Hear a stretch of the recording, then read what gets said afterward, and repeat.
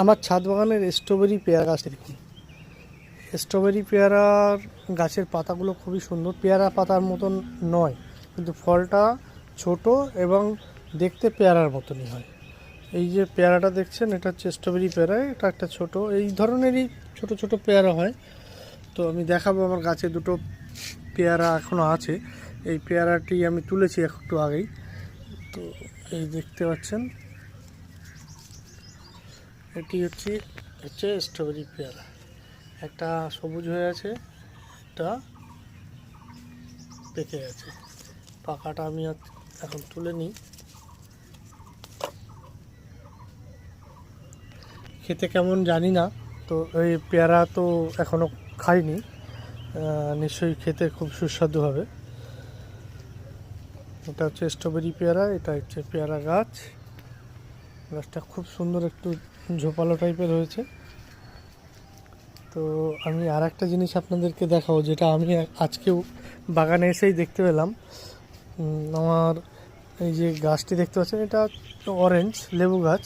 লেবু গাছটি একটু কিছু প্রবলেম হয়েছে, যার জন্য লেবুগুলো ঝরে যাচ্ছে।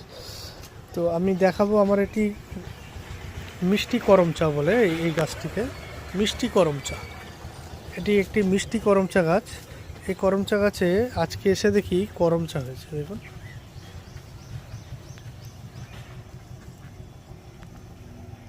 এটি মিষ্টি করম চা, কেমন খেতে জানি না, আমি এখনও কোনো দিন খাইনি। আর এইটি আমার গাছের প্রথম ফল। দুটো গাছ আপনাদেরকে দেখানোর চেষ্টা করছি। দুটো গাছই নতুন, ফল এসছে। এদের নিয়ে আমি ভিডিও এর আগে করিনি, আজকেই করলাম। গাছটি খুব ঝোপালো হয়েছে, কিন্তু কাঁটা এর গায়ে ভর্তি, দেখুন। প্রতিটা গিটে গিটে কাঁটা, কাঁটা ভর্তি গাছ।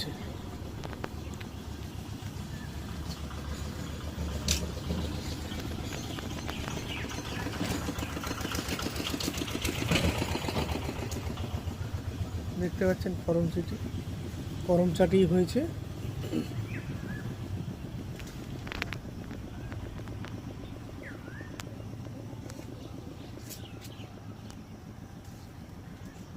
এটি লেবু গাছ, পাতি লেবু নয়, এটি হচ্ছে অরেঞ্জ কমলা লেবু। কমলা লেবু এই টাইমে যে হয় জানি না, এই টাইমে হয় কি না। তো এই গাছে হয়েছে।